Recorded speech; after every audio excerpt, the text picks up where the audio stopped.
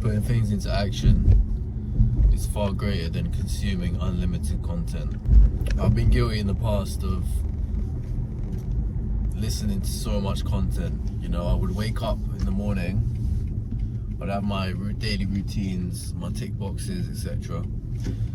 And I would try and watch a motivational video, so it'd be like a motivational speech. Then what I'd do is I'd be going to my playlist of self-improvement. I would watch a video that improved me in any aspect. It could be, you know, talking to people. It could just be a self-improvement creator, just something to help me improve myself. Then I would have podcasts on the go. I would be listening to, like, on average, like a podcast a week. Like, all listening to good information, trust me, like good content.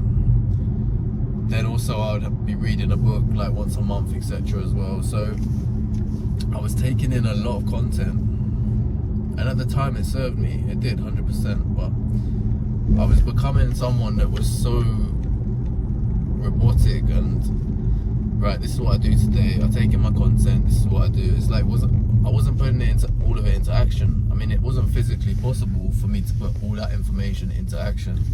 You're going to be far better off taking in less, but with the less that you take in, actually putting that into practice, trialing things, being like, okay, you heard that from a podcast, that's interesting, maybe trial it, put it into your life, try and make a change, see if it works for you or not. But when you're taking in so much information all the time, it's virtually impossible to put that all into practice.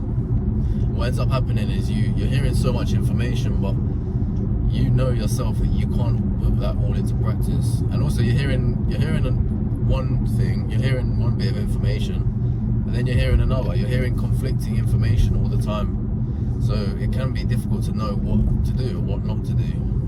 One person's saying, you know, go hard, like no rest, like work rate, and then one person saying, you know, it's about your environment and scheduling rest, you know. So you're going to hear different conflicting parts of information too. But for me, this was a part of the journey, you know. I tried all that content. I went through that stage of being a content consumer, and I learned a lot of stuff, I'll be honest, I did. But that's not the same person who I am now. I've realized that less is more, and if I am taking in some content, it will be more sporadic and not going to be every single day, you know, bombarding yourself with content. Because that is the difference between the people who excel and the people that don't, is that people take in all this content and then they have a good feeling about themselves. They feel their dopamine levels, they go up, they go, okay, well, I feel better now, I know that information. You know, the fact that I'm hearing this information, it makes me better than other people. And it's like, to a point, but that's also what these podcast guys, they want you to feel like. Because think about it, they're a business still. If they want you to listen to their podcast, they're gonna almost not manipulate you, but they are gonna tell you that, you know, the people that are here watching this podcast,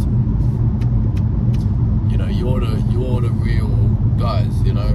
You're the ones that are putting your education and yourself first, and you're making the steps to improve. You know, they're gonna play on that and try and make you feel good about yourself. So just don't be guilty of falling into the trap of just consuming content and then not doing anything with it. Far better to hear one bit of information over 1 or 2 days than to actually putting it into practice. Because that is the difference between the crowd as well. The crowd they just listen, they